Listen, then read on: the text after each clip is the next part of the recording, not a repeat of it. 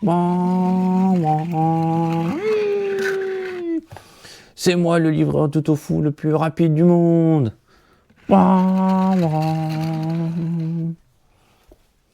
Hey, salut. On se retrouve aujourd'hui pour parler d'Initial D.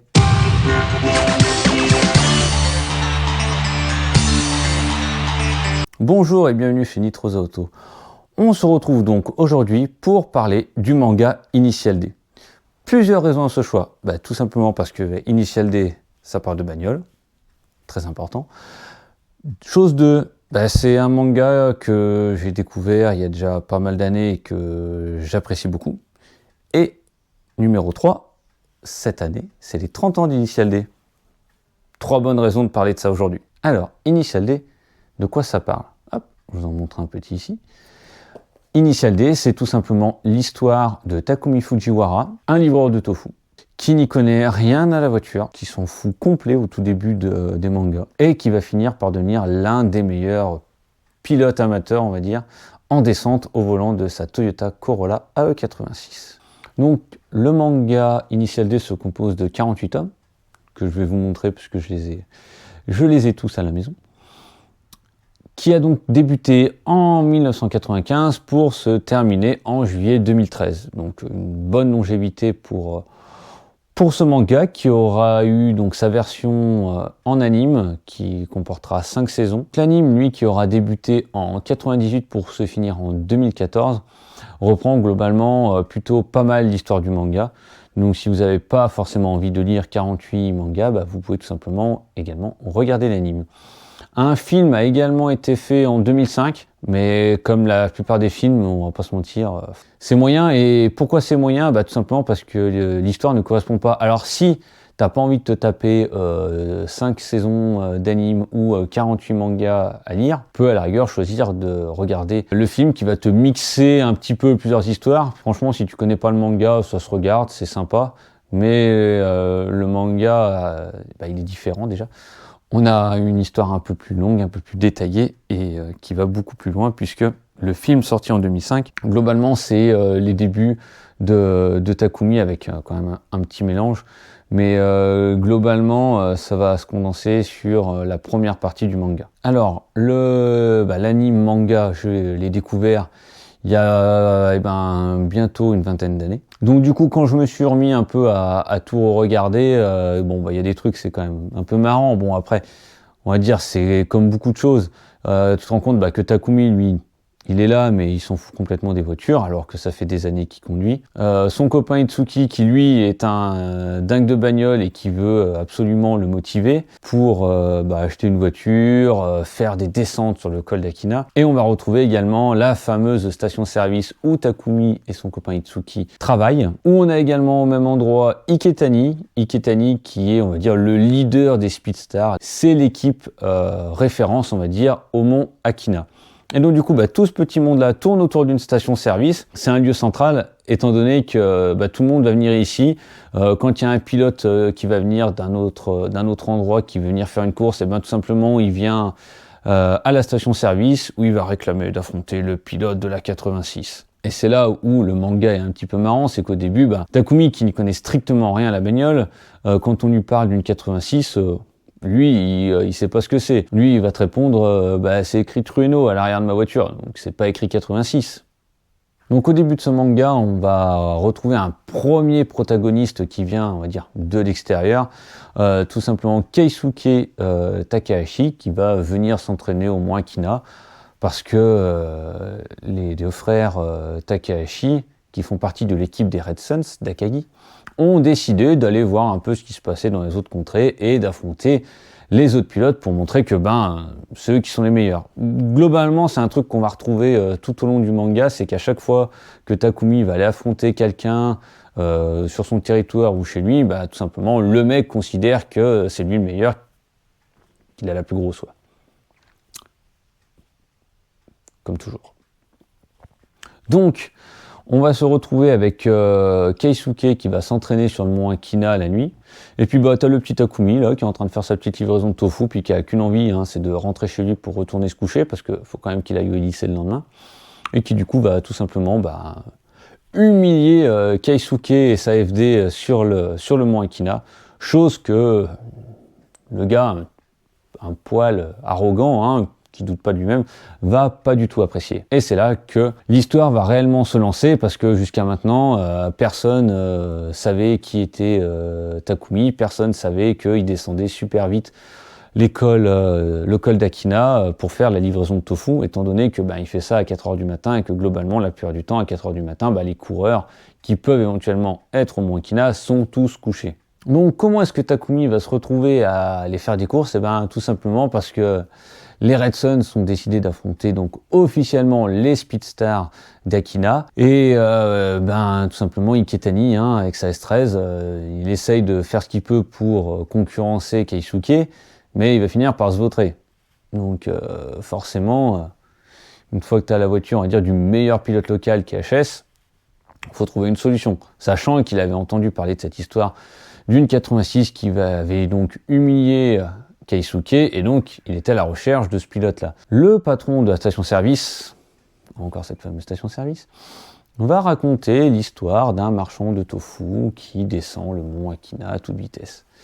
Donc Iketani le retrouve et va le supplier de venir faire cette course. Bon, Bunta, le père de Takumi, lui dit il n'a rien à foutre de cette course, c'est pas mon problème. Et Iketani va venir insister une fois, 2 fois, 3 fois. En même temps, Takumi, qui a une petite amourette avec Natsuki, on en parlera un petit peu plus tard, va avoir besoin de la voiture pour emmener Natsuki à la plage. Donc du coup, ils vont trouver un arrangement avec son père, et son père va lui dire tout simplement, va courir au mont Akina ce soir, et je te laisse la bagnole demain. Bon, Takumi, il n'est pas chaud, parce qu'il n'a pas vraiment envie de monnayer ça. C'est un peu une tête de mule, le garçon aussi.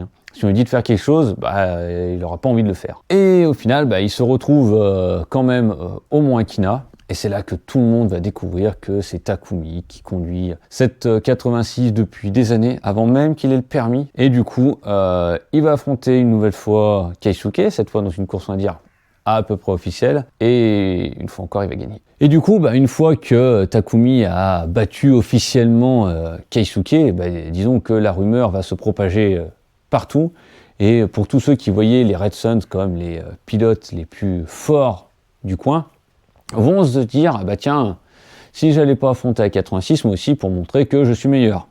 On en revient toujours à celui qui a la plus grosse. Donc va s'enchaîner plusieurs courses, 1h32 par exemple, une G6 donc de Shingo là. Mais à la fin, c'est toujours Takumi qui gagne. Ah, c'est un petit spoiler, pardon. Si tu veux garder ça pour toi, avoir du suspense, arrête la vidéo. Parce que globalement, Takumi il va tout gagner, presque. Tu vois, je te mets quand même un petit peu de suspense. Donc une fois qu'il a battu l'équipe des Red Suns 3 fois, 2 fois Keisuke, 1 fois Ryosuke. On va continuer la petite histoire et on va se retrouver donc maintenant avec les Emperors qui vont venir défier Takumi. Donc les Emperors, c'est une équipe qui roule en Mitsubishi Evo. Donc Evo 4 pour le premier pilote que Takumi va affronter, et après il va affronter le leader des Emperors qui lui roule en Evo 3. Et là, première surprise, Takumi va enfin perdre une course à cause d'une casse moteur. Donc le leader des Emperors qui va dire à Takumi, c'était pour que tu te rendes compte que ton EV86 n'allait pas te permettre d'aller bien loin. Il faut te rendre compte, c'est qu'une petite Corolla, face à des voitures surpuissantes comme les nôtres, tu n'avais aucune chance. Sauf que Takumi va se relever grâce à son père Bunta qui avait mis de côté un moteur de course. Et oui, parce que tant qu'à faire, autant remplacer le moteur de sa 86 par quelque chose de plus performant. Donc il avait un moteur de course qui était prêt, il va l'installer dans la voiture, et on va se retrouver aussi maintenant, après ce moteur installé, à un moment dans l'histoire où Takumi va se poser beaucoup de questions, va douter aussi bien pour sa conduite, pour sa compréhension de la voiture, que, on va dire, sentimentalement, parce que comme je vous l'ai dit tout à l'heure, il était en relation avec une Natsuki. La petite Natsuki avec qui il était à l'école, tout simplement, il apprend que la petite Natsuki, pour un petit paquet de pognon, elle retrouve un mec dans des hôtels une fois de temps en temps. Et donc forcément, ça, Takumi, ça va pas lui plaire. Et ça arrive au moment où il doute également de sa voiture. Donc si tu imbriques un peu tout ça, il se passe pas mal de choses. Donc après, Takumi va devoir se remettre un petit peu en question. Il se remet également en question, puisque une fois que le nouveau moteur est installé dans la voiture, il a du mal à l'appréhender. Et pour lui, tout simplement, ce moteur est moins performant que celui d'avant. Donc là, on est toujours sur un Takumi qui s'intéresse pas vraiment aux voitures, hein. Il a fait pas mal de courses, mais pour le moment, en fait, le mec, il roule au feeling, il roule sur les techniques qu'il a pu peaufiner au fur et à mesure des années en montagne, mais ouais, la voiture, c'est 4 roues, un moteur, ça glisse quand je prends les virages, et puis basta, quoi. Et c'est à ce moment-là où Takumi va réellement un peu plus s'intéresser aux voitures, et il va avoir l'aide à ce moment-là de Wataru. Wataru qui, comme Takumi, conduit une 86, sauf que lui, il conduit une version Levin. Je te montre pour que tu vois la différence. Là, tu as la 86 de Takumi, version Trueno avec les phares rétractables. Et là, tu as la 86 de Wataru, donc qui elle est une Levin, donc avec des phares à l'avant, non rétractables. Donc voilà, je te montre un petit peu la différence entre les deux. Et donc du coup, Wataru, lui, possède une 86 turbo. Et lorsque Takumi le rencontre, Takumi raconte à Wataru tout simplement que le nouveau moteur de sa 86 ne lui donne pas satisfaction, il a l'impression que la voiture va moins bien. Wataru dit vas-y, soulève le capot, on va regarder ça. Et là Wataru s'énerve, il commence à s'exciter un peu sur Takumi, il dit ouais, tu te fous de ma gueule, tu dis que tu connais rien, tu dis que ton moteur est moins performant, là t'as un moteur de compétition, et puis le mec il s'emporte et puis du coup il se casse. Takumi il est là, moi j'y comprends rien, j'y connais rien, tu me dis que j'ai un moteur de compétition, et... Donc là, Takumi, il sait pas quoi faire. Donc il rattrape Wataru, il se retrouve, et puis il dit explique-moi, moi j'y connais rien, ça m'intéresse pas, pourquoi est-ce que tu me dis ça? Et là, tout simplement, Wataru lui explique qu'il a un moteur hyper performant, que c'est un moteur qui va fonctionner dans les tours, et donc le compte tour qu'il a actuellement ne va pas assez haut pour que Takumi puisse tirer la pleine puissance de ce moteur-là. Donc Takumi, avec l'aide de son pote Iketani, va monter un nouveau compte tour sur sa 86 qui lui permet de monter jusqu'à... Enfin, le compte tour est gradué jusqu'à 12 000 tours minute. Et là, il rentre chez lui et puis il dit à son père, bon, installez un nouveau compte tour, je vais pouvoir taper plus dans le moteur, dis-moi jusqu'où je peux aller. Et là, son père, il est fier de Takumi parce qu'il se dit, ça y est... Il s'y intéresse un peu, il a compris qu'il y avait un problème avec la voiture actuellement, et ça y est, il va enfin s'intéresser un petit peu plus aux voitures et comprendre leur fonctionnement pour pouvoir s'améliorer. Parce que globalement, si tu sais pas comment une voiture fonctionne, au bout d'un moment, tu stagnes, c'est normal. Donc là, Takumi va pouvoir libérer le potentiel de sa voiture et en tirer pleinement parti avec ce moteur qui donc est maintenant beaucoup plus performant. Ce qui va lui permettre de retourner voir le leader des empereurs et lui mettre une rousse. En fait, ils vont faire plus ou moins un match nul. Enfin, Takumi va dire que pour lui c'est un match nul et le leader des empereurs va dire non, t'as gagné mec. Après la victoire contre les empereurs, on a Takumi qui va affronter Kogashiwa. Et Kogashiwa roule en MR2. Et ce n'est rien d'autre que le fils, on va dire, du meilleur, pire adversaire de son père à l'époque. Où globalement, on apprend qu'à la fin, les deux mecs se sont battus de nombreuses fois, Bunta et le père de Kogashiwa, et qu'au final, c'est Bunta qui en est ressorti gagnant, évidemment. Et donc, on va avoir les fils qui vont s'affronter. Et comme d'hab, Takumi va gagner. Là, j'ai l'impression que c'est quand même un peu redondant, là. C'est pas un running gag, mais Takumi finit quand même globalement toujours par gagner. Et on arrive maintenant au moment où Ryosuke veut lancer une team avec, évidemment, son frère Keisuke et Takumi. Et ensemble, ils vont parcourir le Japon pour battre tous les meilleurs pilotes du Japon. Parce que c'est bien beau de courir contre les mecs de la région, mais tant qu'à faire, autant montrer dans le Japon entier qui c'est les meilleurs. On en revient toujours à celui qui est la plus grosse. Et donc, ils vont monter ça, ils vont monter limite une vraie équipe professionnelle, parce que les mecs, quand ils se déplacent, ils ont 3 camions d'assistance. Donc, au début de la Project D, on va se retrouver avec tout simplement un affrontement avec l'école de Todo, une école qui prépare des pilotes pour devenir professionnels. Donc les mecs qui roulent en Honda, donc EK9 et Integra Type-R, globalement, c'est les deux voitures que vont affronter Keisuke et Takumi.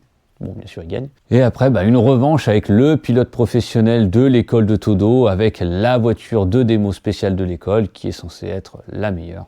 Et où c'est Takumi qui va piloter et gagner. Et étant donné que Takumi, avec le Project D, est de plus en plus parti, son père va tout simplement lui annoncer qu'il regarde pour s'acheter une nouvelle voiture. Parce que en plus de la Project D, Takumi continue les livraisons de tofu. Bon, sauf bien sûr quand il n'est pas, donc du coup quand il n'est pas là, son père doit trouver une solution, et donc il va acheter une nouvelle voiture. Takumi, lui, ok d'accord, il va continuer ses petites livraisons de tofu là. Et un soir, il va se faire rattraper par une bagnole. Il se dit bon, qu'est-ce que je fais? Je le laisse passer ou pas? Puis là, il y a l'orgueil un peu du pilote qui ressort. Il dit non, je le laisse pas passer. Et là, il attaque à fond. Il se donne au maximum dans Akina parce qu'il voit que le mec derrière lui le colle. Il continue de rouler, il est à fond. Et là, il se fait doubler. Et là, il voit une Subaru le doubler. Et là, Takumi sur le cul. Là, il se dit j'ai pas pu rivaliser, que dalle. Donc forcément, ça le choque, il se remet un petit peu en question. Et puis quelques temps après, quand il rentre, il va trouver que la Subaru est garée devant chez lui.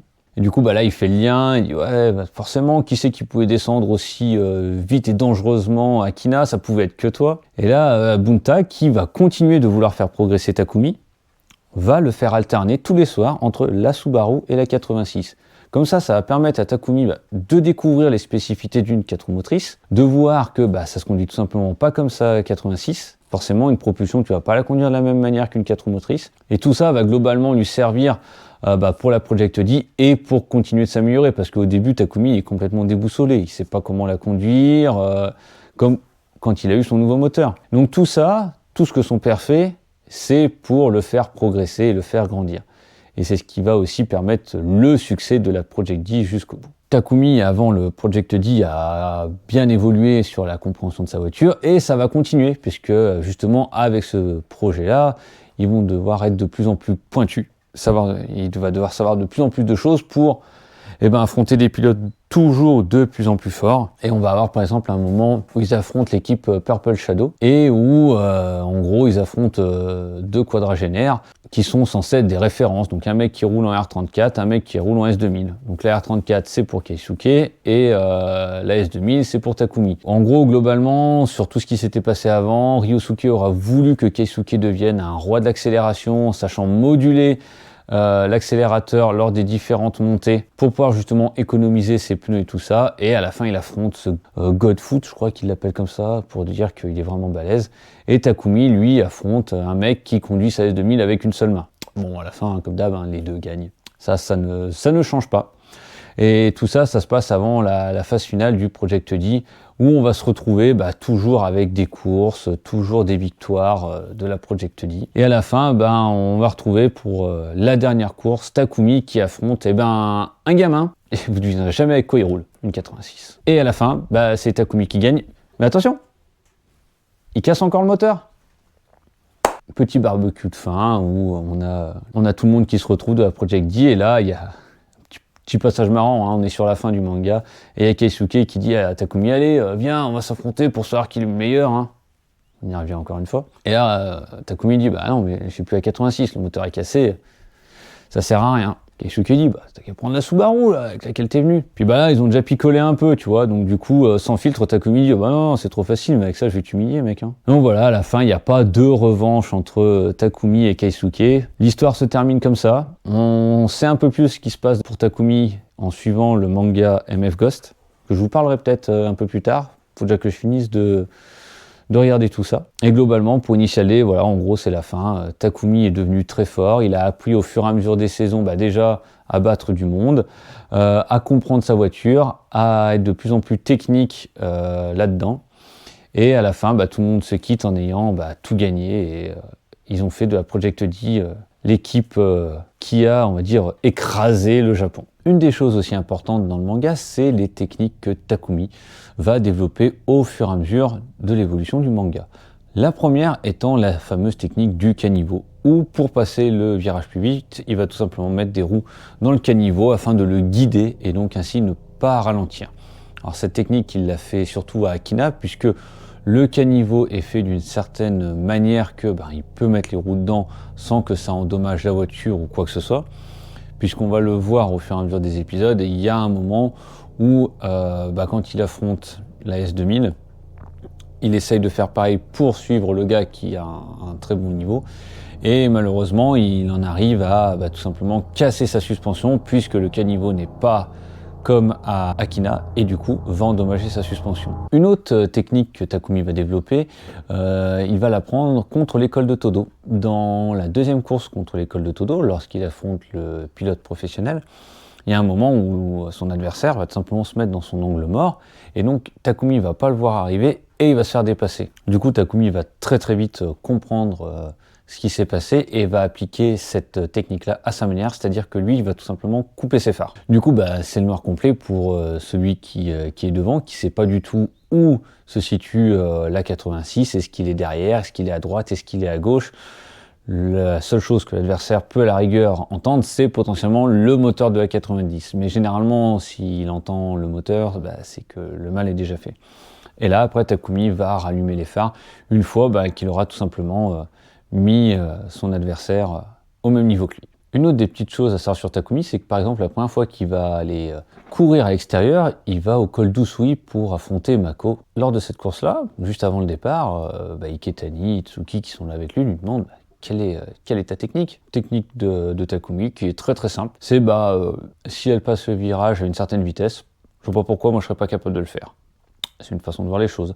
Et là, c'est à l'époque où Takumi, il connaît pas grand chose en voiture ou quoi que ce soit. En gros, lui, il fait des constats très basiques. Si elle passe à telle vitesse, moi j'y connais rien en bagnole, je considère que la mienne peut faire la même chose. Bon, puis sur cette course-là, il va aussi sortir gagnant. Une des choses aussi importantes dans ce manga, c'est la relation entre Takumi et son pote Itsuki. Itsuki, qui comme on le sait est un très grand fan de voitures, il a réussi à mettre un peu d'argent de côté et il pense s'être acheté également une 86 comme son ami Takumi, en version Levin pour sa part. Sauf que, étant donné que Itsuki il est passionné d'automobile mais il n'y connaît pas grand chose, il a trouvé une 86 selon lui qui était pas chère, sauf qu'en fait il s'est fait avoir, c'est une 85. Donc là tout le monde va se foutre un peu de lui, globalement, tout le monde va se foutre de sa gueule, pour faire simple. Et puis ça va durer assez longtemps dans le manga, et c'est quelque chose qui va énerver Takumi. Parce que Takumi, déjà il dit à Itsuki, t'as une voiture à toi, c'est déjà bien. Il faut bien se rappeler que Takumi, lui, la 86, c'est celle de son père. Et il s'en sert pour faire les livraisons, et occasionnellement, quand son père est pas parti au bistrot avec, il peut s'en servir. Donc Takumi, il dit à Itsuki, t'as une voiture, c'est déjà bien, même si c'est une 85, elle est pas aussi performante, blablabla, tu as ta propre voiture, tu vas pouvoir déjà en profiter, c'est déjà très bien. Et c'est ce qui se passe. Donc Itsuki, après, se rassure, sauf que on va se retrouver à un moment au col d'Akina, où il y en a qui vont tout simplement de nouveau se foutre de la gueule d'Itsuki. Et du coup, Takumi, il n'apprécie pas, donc les mecs ils partent avec leur bagnole, et Takumi il dit à Itsuki, allez viens on y va, on va se les faire. Et là il part avec la 85, sauf que c'est une 85 classique, elle n'est pas préparée comme sa voiture ou quoi que ce soit, donc quand il fait la descente, ça réagit pas comme la sienne. Forcément les voitures sont différentes. Ça n'empêche pas que Takumi rattrapera les autres guignols et les doublera, histoire de leur dire, vous voyez, vous foutiez de la gueule de la 85, au final, on vous la met bien. Et pareil, un petit peu plus tard, Itsuki va faire préparer sa 85 et il prend aussi, on va dire, un peu exemple sur Wataru et sa 86 Turbo, et du coup, Itsuki va faire la même chose. Et puis il va être content parce que du coup, il a une voiture plus performante. Je te la refais pas, même chose. Ils vont aller au monde Akina, il y en a qui vont faire les kékés, qui vont vouloir faire encore les beaux. Résultat, Takumi va encore prendre la 85 et encore montrer aux autres que c'est bien beau de faire les kékés, mais si derrière t'es pas capable d'assumer, t'as beau avoir la meilleure voiture du monde, si tu sais pas piloter à fond, t'es rien. Et cette amitié entre Takumi et Itsuki est très importante, et c'est quelque chose qu'on va retrouver tout du long du manga, puisque à aucun moment Takumi ne va arrêter sa relation avec Itsuki, même si dans le Project D on le voit forcément un peu moins parce qu'il va pas y aller tous les week-ends. On a toujours des moments où on va retrouver Takumi avec Itsuki. Dans l'anime, on a une bande son aussi qui est plutôt pas mal et faite par le groupe Move. Si vous connaissez pas Initial D, je vous conseille déjà d'aller regarder le manga et d'écouter les chansons. Globalement, c'est plutôt sympa, ça se marie bien avec le manga. Puis moi, quand j'écoute ça dans la saxo pour descendre la petite montagne sur laquelle je vis, tout simplement, limite, je me prends pour un livreur de tofu. Bon, je prends pas les virages en drift avec la saxo, évidemment, mais ça te met dans l'ambiance et tout. Donc, je vous conseille d'écouter ça si vous avez un petit peu de temps, ça passe bien. Si tu aimes bien les voitures japonaises, et donc du coup plus ou moins l'ambiance japonaise, les mangas, les animes, ou dessins animés si tu préfères, je te recommande vivement de regarder Initial D. Moi c'est un manga que j'aime bien. Maintenant je me suis lancé un peu plus, comme je disais tout à l'heure, dans MF Ghost, donc MF Ghost qui est plus ou moins la suite d'Initial D, puisque c'est fait par la même personne. Une fois que j'aurai regardé tout ça, je pense que je ferai peut-être un épisode dédié aussi, parce que ça parle aussi de Takumi. Voilà, j'espère que cette vidéo vous aura donné envie de regarder Initial D, pour ceux qui ne connaissaient pas. N'hésitez pas à me dire en commentaire si vous connaissez ou si ça vous a donné justement envie de découvrir Initial D. Likez la vidéo, partagez-la, faites-vous plaisir. abonnez-vous si ce n'est pas déjà fait. Et moi, je vous remercie d'avoir regardé cette vidéo et je vous dis à très bientôt.